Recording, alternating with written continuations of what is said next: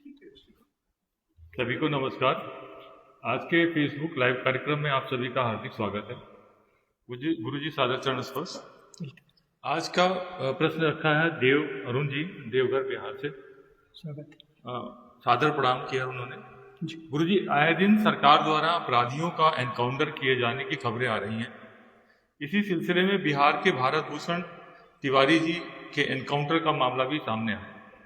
गुरुजी, प्रश्न ये किया जाने वाला कि यह सब मामला सामने आया। गुरुजी, प्रश्न द्वारा किया जाने वाला यह कृत्य कहाँ तक, प्रशासन द्वारा यह कृत्य किया जाने वाला कहाँ तक जायज है और अपराध की वास्तविक परिभाषा क्या है?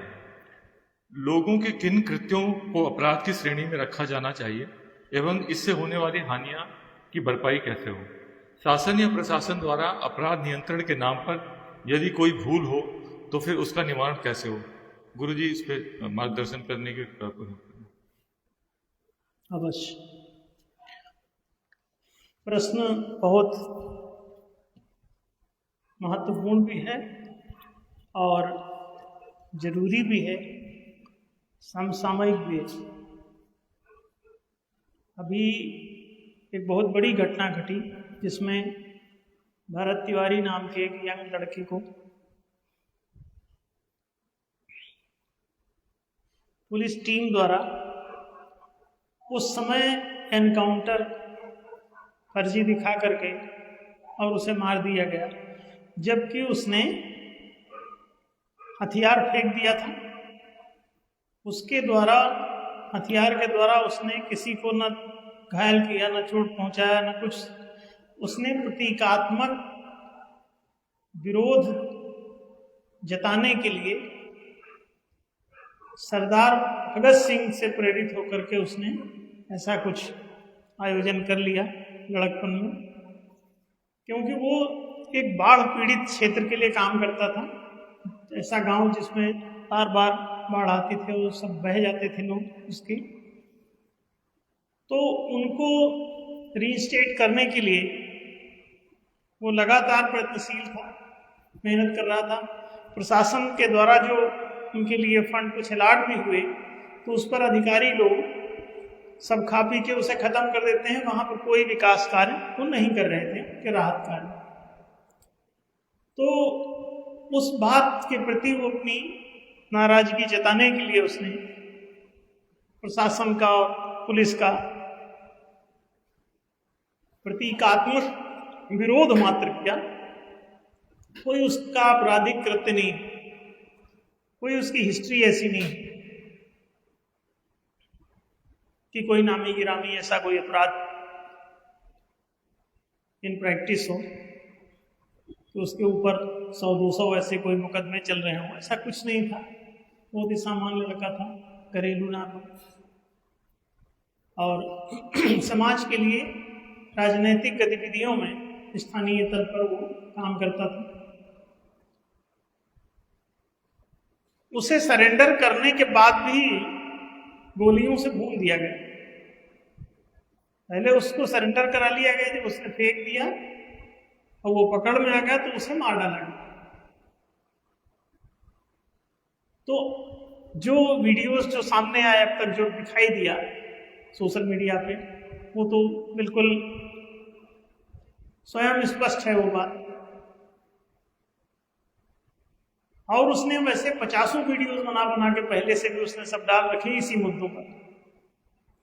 तो बात साफ है कि वो एक राजनीतिक गतिविधि मात्र थी जो स्थानीय तल पर वो जनता का नेतृत्व करके और जनहित के लिए काम करना चाहता था। खत्म कर दिया। सवाल ये है कि जनहित की बात करने पर शासन अथवा प्रशासन को तकलीफ क्यों है किसी भी देश की? और अधिकांश अपराधी जनता में से जो सिद्ध होते हैं वो इसी बात के ही अपराधी होते हैं। जनहित 4 बातों के होते हैं। पहला, जनता को शिक्षा मिलनी चाहिए। दूसरा जनहित है जनता को रोजगार मिलना चाहिए। तीसरा जनहित है कि उसे आवासीय सुविधाएं मिलनी चाहिए। चौथा है कि उसे चिकित्सा आदि संरक्षण सेवाएं मिलनी चाहिए। चार ही ये जनाधिकार जिनको आप जनहित के नाम से जान सकते हैं। ये चारों जनहित या जनाधिकार जनता को जो इस्टेब्लिश्ड जो राजनेता अथवा राजनीतिक दल हैं अथवा जो शासन प्रशासन है वो इसे देना नहीं चाहता। जनता का जो नेता है वो जनहित के विरुद्ध है। ये बड़ी आश्चर्यजनक बात है और ये सब चल रहा है। और कैसे चल पा रहा है उसका कारण ये है कि जनता के हाथ में लोकतंत्र होते हुए भी लोकतांत्रिक मताधिकार नहीं है। लोकतंत्र में लोकमत का अधिकार ना हो तो लोकतंत्र कैसे सिद्ध होगा?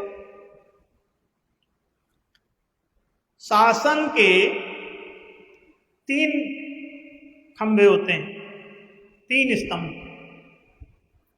विधायिका, मंत्रिका, न्यायिका, माने विधानमंडल, मंत्रिमंडल और न्यायमंडल, माने न्यायालय। तो ये तीन उसके अंग हैं। इन तीनों अंगों में दो विभाग हैं। एक है शासन सत्ता और दूसरी है शासन व्यवस्था। शासन सत्ता क्या है कि जो विधाता, मंत्री और न्यायाधीश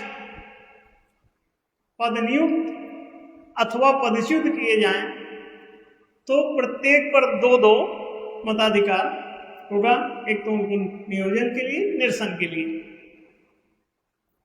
कि उनका पद पर उनकी नियुक्ति की जाए या निरस्त कर दिया जाए, एलिमिनेट कर दिया जाए। तो ये जो जनाधिकार है, जनमताधिकार बल्कि कहें इसे, इसका अगर 3 दूनी 6 अधिकार अगर इसके शासन सत्ता के लिए हों तो ये पूरे बनते हैं। फिर शासन व्यवस्था पर इसी तरह जैसे विधाता, मंत्री और न्यायाधीश पदनियुक्त अथवा पदनिरस्त होते हैं, उसी तरह से विधान, मंत्रणा और न्याय, इसको नियम, नीति, निर्णय कह लें, ये भी तीनों पारित अथवा खारिज किए जा सकते हैं। तो पारित खारिज के जिससे 3 दूनी 6 मताधिकार, इसके टोटल 12 मताधिकार होते हैं। 6 शासन सत्ता में और 6 शासन व्यवस्था में। अब देखिए,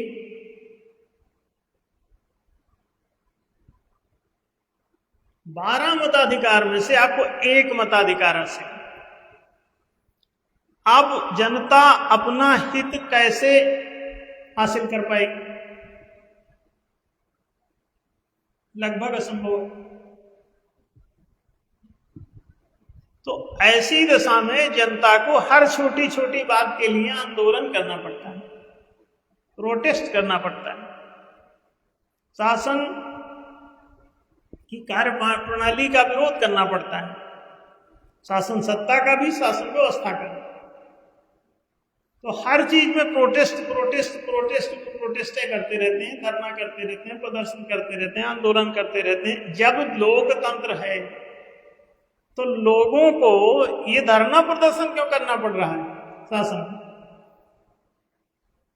तो राजतंत्र का लक्षण है कि आप धरना प्रदर्शन कर रहे हैं, कि आप हुजूर आप मान जाइए, ये धरने पर बैठे हुए हैं।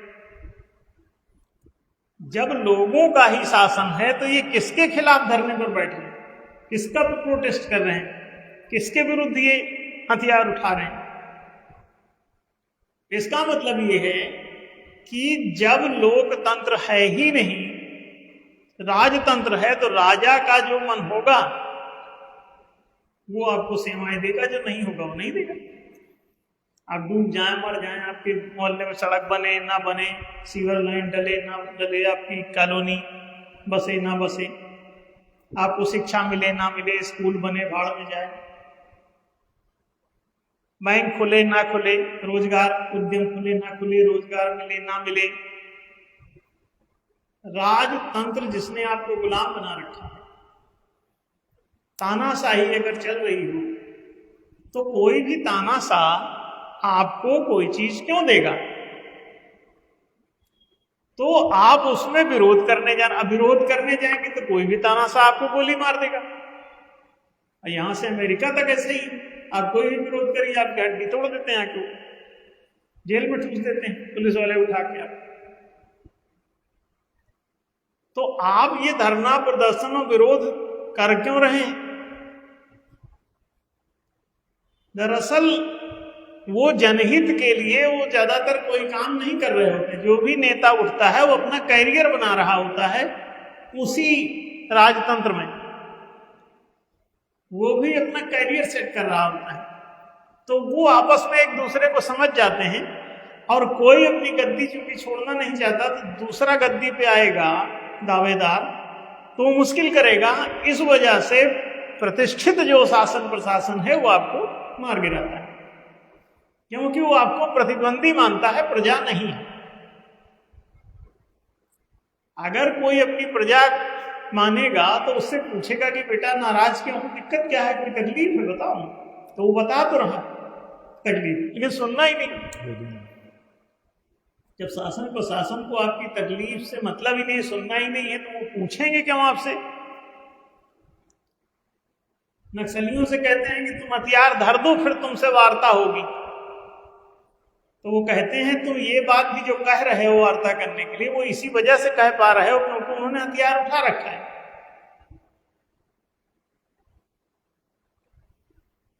तो प्रभुसत्ता हथियाने की ये सब चेष्टाएं हैं, और जो भी धरना प्रदर्शन भी कर रहा है वो भी उसी धंधे में लिप्त है। वो चाहे जितना सीधा साधा बोला वाला दिखाई देता हो, लेकिन उसका अंतिम गंतव्य वही रहता है कि वो भी सत्ता का भागीदार बनना चाहता है। अगर सत्ता का भागीदार नहीं बनना चाहता तो वो ऐसे समाज का गठन कर ले जिसमें ये लोकतांत्रिक व्यवस्था हो कि सभी नियम नीति निर्णय पारित खारिज करने का अधिकार जनता को के हाथ में होगा। तो अब कोई भी राजा बनो, कोई भी प्रधानमंत्री बनो, कोई भी न्यायाधीश बनो, कोई भी नेता बनो, विधाता बनो, क्या फर्क पड़ेगा प्रजा को? जब तुम्हारा बनाया हुआ कोई नियम नीति निर्णय जनता की सहमति के बिना लागू ही नहीं होगा, और जो लागू है उसे भी जनता जब चाहे तब उसे निरस्त कर सकेगी। ये है जनमत की ताकत। तो जैसे ही शुद्ध लोकतंत्र आएगा तो उसके 12 मताधिकार होंगे,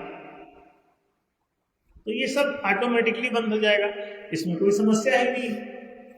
सरकार का विरोध करना उतनी ही मूर्खता है जितनी अपने घर में माता पिता का विरोध करना। माता पिता अगर दुष्ट हैं तब भी विरोध करते, क्योंकि वो कूट देंगे तो। अब माता पिता शिष्ट हैं तो भी विरोध करना व्यर्थ है, क्योंकि तुम सही बात का विरोध कर रहे होगे। अगर माता पिता सभ्य हैं तो भी विरोध करना निरर्थक है। अब माता पिता अगर दुष्ट हैं तब भी विरोध करना व्यर्थ है, क्योंकि वो तुम्हारा विरोध सुनेंगे नहीं, तुम्हें को कूट देंगे। तो विरोध तो किसी भी रूप में गलत है।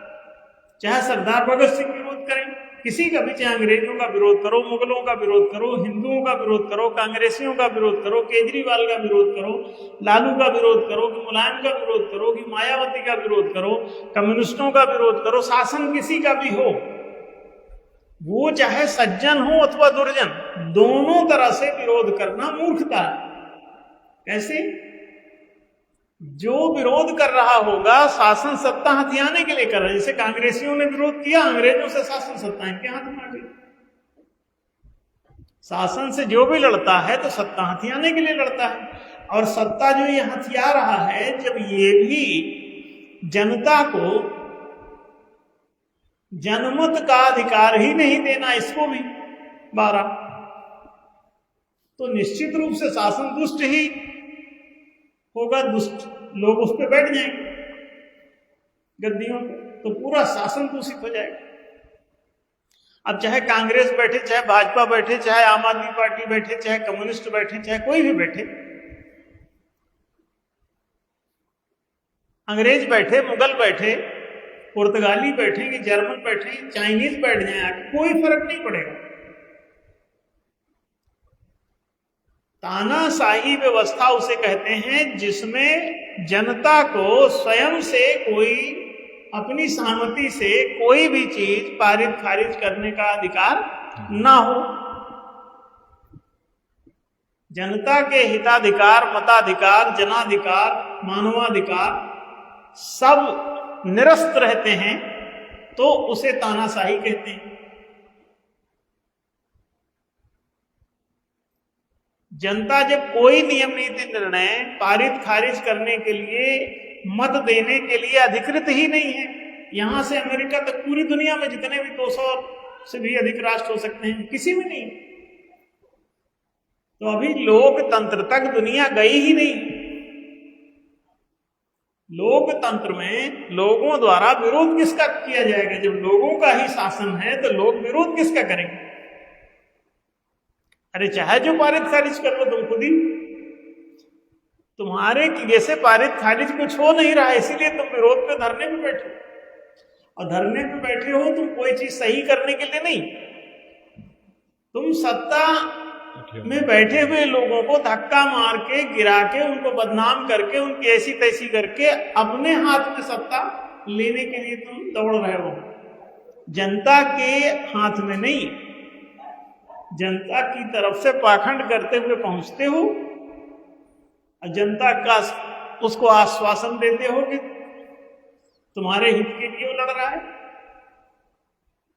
और जब वहां पहुंचता है तो जनता के कोई मताधिकार इनको देता ही नहीं, सारे मत अपने हाथ मुट्ठी में कर लेता है, खुद ही वहां पे तानाशाह बन जाता है। फिर कोई दूसरा उठता है, उसको धक्का मार के वो बैठ जाता है, वो भी यही क्रिया आगे बढ़ाता है, तानाशाही। तो सब क्रमशः आप चाहे मुगल वंश बैठो कि नेहरू वंश बैठो कि हिंदू वंश बैठो कि आप चाइनीज वंश बैठ जाओ, कोई भी चाहे वंश के बैठो, चाहे जाति के बैठो, चाहे ताकत के बल पे बैठो, चाहे तुम किसी भी बल पे बैठ जाओ, किसी भी बहाने से बैठ जाओ, अगर तुमको ये 12 मताधिकार जनता को नहीं देने हैं तो तुम तानाशाह ही रहोगे और जनता को विरोध करते रहना पड़ेगा तुम्हारा। और जो जनता की तरफ से विरोध करने जाता है वो भी तानाशाह को देख करके तानाशाह बनने के लिए लालायित रहता है, और जनता के मानवाधिकार, मताधिकार, जनाधिकार सब छीन लेता है। छीने हुए हाई है, सत्ता हथिया लेता है, छीनी छिनाई। तो इस तरह से ये फर्जी विरोध चलता है। और बात रही अपराध की, जो इसमें पूछा गया है प्रश्न कि अपराध कैसे सिद्ध होता है और अपराधी कौन है, अपराध की सजा क्या है, ये भी बात विचार। तो हम बता दें आपको कि अपराध केवल 5 ही प्रकार के होते हैं, 6वां कोई अपराध नहीं होता, क्योंकि दोष ही आपके अंदर 5 प्रकार के होते हैं। अगर आप पंच दोषों से दूषित होकर दुष्ट नहीं बने बैठे हैं तो आप अपराध नहीं कर पाएंगे। जैसे कि आपके पास आंख ना हो तो आप कोई चीज देख नहीं पाएंगे, कान ना हो तो सुन नहीं पाएंगे, जीभ ना हो तो बोल नहीं पाएंगे। उसी तरह से अपराधों का जो कारण है वो पंचदोष है, अंदर जो बैठा है, कि दुर्भाव, दूषित संस्कार, कुसंस्कार। तो दुष्टता के संस्कार अगर आपके भीतर नहीं है तो आप कोई भी अपराध नहीं कर सकते। जैसे अगर किसी ने आपको अंग्रेजी भाषा नहीं पढ़ाई है तो आप अंग्रेजी नहीं बाहर व्यक्त कर पाएंगे, अंदर अंग्रेजी होगी तभी बाहर बोल पाएंगे। तो दोष हैं तभी बाहर आप अपराध कर पाएंगे। तो पंच दोष होते हैं जो अज्ञान के कारण उत्पन्न होते हैं। अज्ञान क्या है कि जब पैदा होते हो तो तुम और तुम्हारे बगल में खड़ा हुआ दूसरा आदमी, ये दो दिखते हैं। भले वो एक ही गेहूं बो करके अनेक गेहूं हो, एक ही आम का बीज बो के अनेक आम के बीज हो गए हों, लेकिन वो अनेक ही देखना शुरू करते हैं, एक ही अनेक हो गया है ये बात उनको भूल जाती है।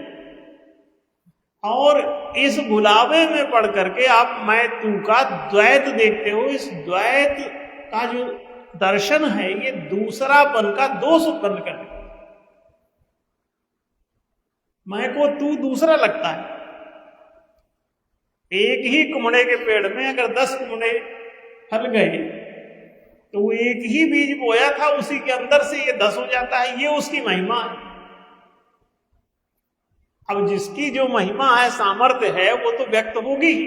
अच्छी बात है, कोई गाना जानता है तो अच्छा गाएगा ही।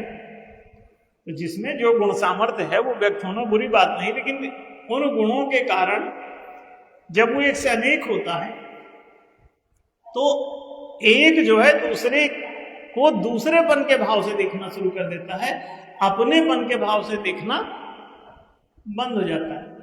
तो मैं तू के बीच में द्वैत भाव आता है, इसे दुर्भाव कहते हैं। मैं तू के बीच में दुराव का भाव। अब दूसरे से ही भय होता है। उपनिषद कहते हैं, सनातन धर्म के मूल ग्रंथ उपनिषद, वो कहते हैं द्वितीयात् वै भयम भवति। निश्चित रूप से ये द्वितीयता के कारण ही भय उत्पन्न होता है। अब भय होगा तो आप आक्रामक हो जाएंगे। आप जिससे डरेंगे उसको मारने दौड़ेंगे। सांप से डरते हैं इसलिए डंडा लेके तुरंत दौड़ते हैं, दिखते ही सांप देखते ही मारने के लिए दौड़ते हो। क्यों? क्योंकि दूसरे से भय लगता है। सांप खुद से नहीं डर रहा है, लेकिन सांप को दूसरा कोई देखता है तो वो डर जाता है। सांप नहीं डर रहा अपने आप से। ये मनुष्य भी अगर सांप हो जाए तो ये सांप से नहीं डरे। तो ये जो रूप रंग आकार प्रकार डिजाइनिंग स्वभाव सब अलग अलग हो जाता है एक से अनेक होने पर, इस वजह से ये पारस्परिक द्वैत और दुराव और द्वंद्व शुरू हो जाता है। द्वंद्व माने झगड़ा। अब उस झगड़े में आपके भीतर 5 प्रकार के इस द्वैत दर्शन से अज्ञानवश या दुर्ज्ञानवश 5 दोष उत्पन्न होते हैं। दंभ, द्वेष, ईर्ष्या, दस्युता और द्रोह। इन 5 दोषों के कारण आप 5 प्रकार के अपराध करते हैं। अपमान, अपकार, अपहिंसा, अपहरण और अपबंधन। 5 प्रकार के। इन 5 प्रकार के अपराधों में जो मनुष्य लोक में व्यवस्था दी जाती है वो केवल हानि की वसूली की व्यवस्था है, दंड की नहीं। प्रजा को आप उससे कोई गलती हुई, कुछ हानि उत्पन्न हो गई तो उससे आप वसूल लीजिए, और अगर उसके पास नहीं है तो शासन उसके माता पिता की तरह है, वो उसकी भरपाई करे। जिसको हानि हुई पुलिस उसकी भरपाई करे। और पुलिस की कार्यवाही सुरक्षा के लिए है, अपराध को रोकने के लिए है, अपराधी को पकड़ने के लिए नहीं। अभी सब उल्टा हो रहा। अपराध घटित हो गया तो पुलिस की भूमिका खत्म हो जानी चाहिए, बल्कि पुलिस को नोटिस जाना चाहिए कि अपराध की घटना कैसे घट गई, आप क्या कर रहे थे। अपराध घटित नहीं होना चाहिए, उसी घटना उत्पन्न नहीं होनी चाहिए। ये पुलिस की जिम्मेदारी। पुलिस उल्टा काम कर रही। अपराध रोकना उसका काम है, अपराध घटित होने पर मारना पीटना ना ना ना, ये वर्जित। और जो कोई भी अपराध करता पकड़ा जाए उससे केवल रिकवरी करो, वसूली करो। किस बात की? जितनी हानि हुई उससे 1 रुपया ना कम ना 1 रुपया ज्यादा। ये जस्टिस है। नहीं है तो सरकार उसकी भरपाई करे, और उसको केवल त्याग प्रशस्त है, दंड नहीं। जो भी अपराध करते पाया जाता है तो उसकी नागरिकता समाप्त की जाती है, उसे त्याग दिया जाता है कि आप बस्ती से बाहर रहो। आप फिर बस्ती के स्कूल में पढ़ नहीं सकते, बस्ती के बाजार में सामान नहीं खरीद सकते, बस्ती की सड़क पे चल नहीं सकते, बस्ती के रेलवे स्टेशन पे टिकट नहीं ले सकते, बस्ती के कोई भी काम आप नहीं कर सकते, बस्ती में कोई जमीन नहीं खरीद सकते, कोई मकान नहीं बना सकते, किराए से मकान नहीं ले सकते, रह नहीं सकते, ये सब उसे बाहर कर दिया जाता है। बस ये प्राचीन जो सनातनी व्यवस्था थी मानवी, उसी में लोगों को भंग करके समाज से बाहर कर दिया जाता था, तो उन्हें भंगी कहते थे। समाज से उन्हें दल करके बाहर कर दिया जाता था तो वो दलित कहलाते थे। उनका दलन कर दिया गया, वो बाहर हो गए। जैसे दो दाल बना देते हैं, ऐसे फाड़ देते हैं तो दो दल हो गए, तो उसको उधर कर दिया बाहर, तुम उधर जाओ बाहर। तो अगर कोई अपराध करता है तो उसे आप भंग करके भंगी बना दो, दल करके दलित बना दो, उसका प्रवेश निषेध करके उसे निषाद बना दो, निषिद्ध कर दो उसका प्रवेश। अन्य किसी सजा की, दंड की कोई जरूरत ही नहीं। अब देखिए महाभारत का एक श्लोक है जो कहता है, न वै राज्यम न राजा सीत न चतुर दंडो न दांडिका धर्मेण एवं प्रजा सर्वे रक्षन्ति परस्परम। जनता लोग आपसी सहमति से स्वयं के मतदान पूर्वक जनमत द्वारा अपनी समस्त समस्याएं स्वतः हल कर लेते हैं। यही धर्म की न्याय की व्यवस्था है सनातनी। तो उनको सजा की कहां जरूरत है, वो निर्णय खुद ही कर ले। और जो कोई अपराध करता है उसका इतना भर संदेश देता है वो कि वो समाज की व्यवस्था से सहमत नहीं, तो वो बाहर रह ले, अपनी व्यवस्था जैसे उसको अच्छी लगती है जंगल में बना ले, अकेले की व्यवस्था निजी जी ले, निजी खुद को ही राजा घोषित कर दे, खुद ही अपनी स्टेट को घोषित कर दे, एक पथरा पे जाके बैठ जाए, कहते यही उसका राष्ट्र है। गुफा में घुस जाए, किसी जंगल में जाके बता दे राष्ट्र है उसका, अब वही उसका मालिक है, वही उसके अंदर रहता है, वही पुलिस है, वही प्रशासन है, वही मंत्री है, वही राष्ट्रपति है, वही सब कुछ है, वही कानून है, वही जो मर्जी करे। प्रत्येक व्यक्ति को स्वतंत्र कर दो, जो भी अपराध करता है उसको स्वतंत्रता दे दो। स्वतंत्रता से बड़ा कोई दंड नहीं होता। किसी भी अपराध के लिए आपको दंड देने की आवश्यकता ही नहीं है, सताने की क्या जरूरत है, मर्डर करने की क्या जरूरत है, मृत्यु दंड दिए दे रहे हो, मारे डाल रहे हो, जरूरत क्या है। वही तुम्हारे ऊपर आक्रमण करता है और तुम्हारे रोकने से नहीं रुकता तो तुम उससे मुकाबला कर सकते हो, युद्ध कर सकते हो, लेकिन आत्मरक्षण कर सकते हो, आक्रमण नहीं। तुमने तो आक्रमण कर दिया, वो हथियार रख दिया तब भी तुम गोली चला रहे हो, वो कहां आक्रमण कर रहा है, तो अपनी बातें कह रहा है, तुम तो कोई काम ही नहीं करते जनहित का। तो उसको बताओ कि तुम जनहित का काम कर रहे हो, कौन सा कर रहे हो बताओ ना उसको। तुम्हारे पास जवाब ही नहीं, इसलिए सोचते हो इसको मार दो। तो अपराधी जब सत्ता में बैठ जाते हैं तो वो मारने लगते हैं प्रजा को। ये दैत्यता है। शासन प्रशासन पर जब दैत्यों का कब्जा हो जाता है तो प्रजा भक्षण होने लगती है, उसका प्राणांत किया जाता है, उसकी हत्याएं होने लगती हैं, दंडित होने लगता है। नहीं तो अपनी प्रजा को कोई दंड, प्रजा में संतान होता है, अपने बच्चों को दंड देने की क्या जरूरत है। कोई नहीं मानता है तो ठीक है, उसको बाहर बैठा, चलो तुम घर से बाहर बैठो, अच्छा घर की बात नहीं मानते हो भाई, घर का अनुशासन जो नहीं मानता उसको घर से बाहर खड़ा करो। समाज की कोई बात नहीं मानता उसको ग्राम समाज से बाहर खड़ा करो। पूरे भारत में जितने भी दलित, भंगी, निषाद ये सब हैं अंत्यज, समाज की सीमा के अंत में जिन्हें त्याग दिया जाए सब अंत्यज है, सीमा के अंत में उस पार जन्म में। तो जो कोई भी अपराध करता है वो बाहर रहे, और जब वो कमिट करे कि वो अपराध नहीं करेगा उसको अंदर ले लो, तो उसको अंदर ले लो वापस। और उसके बाल बच्चे कोई हो गए हैं तो वो तो जब आना चाहे तब अंदर आ जाए, उसको क्या दिक्कत है, उन्होंने थोड़ी अपराध किया, ये तो सामान्य बात है। आजकल जो दलित समाज और भंगी समाज बना घूमे, जितने बंगाली ये सब भंग भंग वही,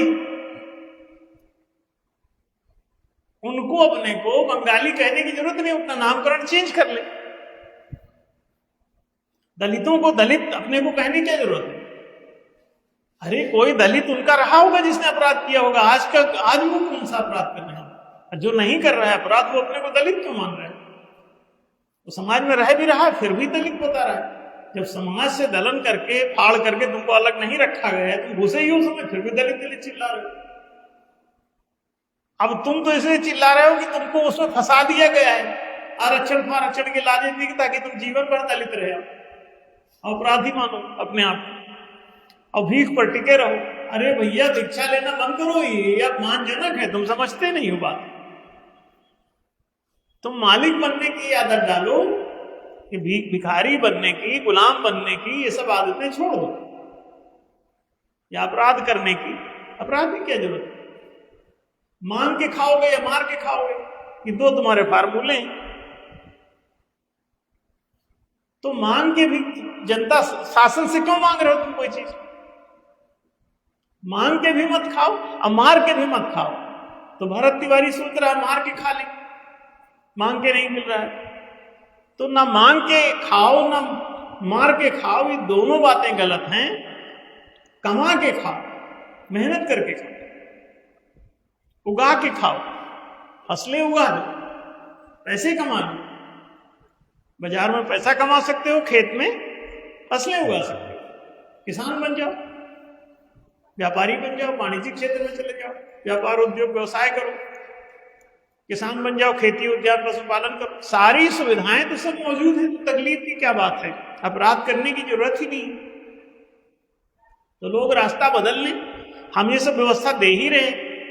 लोग आए, सनातन धर्म का साहित्य पढ़ें, ठीक से जाने समझें, और सारे धर्म ग्रंथों को शुद्ध कर दिया गया है। बहुत अच्छी स्थिति में सारा साहित्य सनातन धर्म का उपलब्ध है हमारे पास। लोग पढ़ें, जाने समझे, रास्ता बदल लें, सनातनी हो जाए। क्यों धर्म फंद में पढ़ते हो? जिसको जिस गांव को कोई दुख है, तकलीफ है, तो हमसे मांगे ना। हम प्रत्येक गांव को, भारत के प्रत्येक गांव को, दुनिया के प्रत्येक गांव को हम शिक्षा देने के लिए राजी, रोजगार भी देने के लिए राजी, बशर्ते कि वो सनातन धर्म को मानने तैयार है।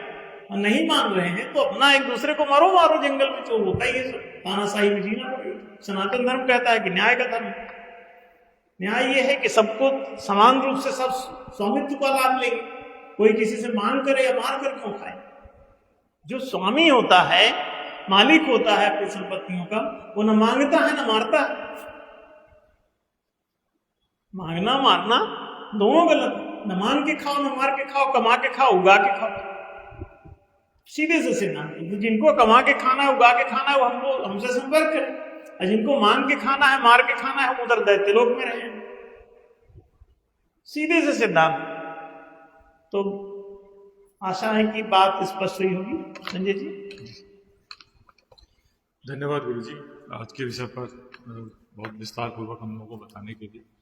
तो आप सभी से निवेदन है कि अगले रविवार के लिए अपना प्रश्न रखें, और इस वीडियो को ज़्यादा से ज़्यादा चैनल को, वीडियो को ज़्यादा से ज़्यादा शेयर करें और चैनल को सब्सक्राइब करें। धन्यवाद।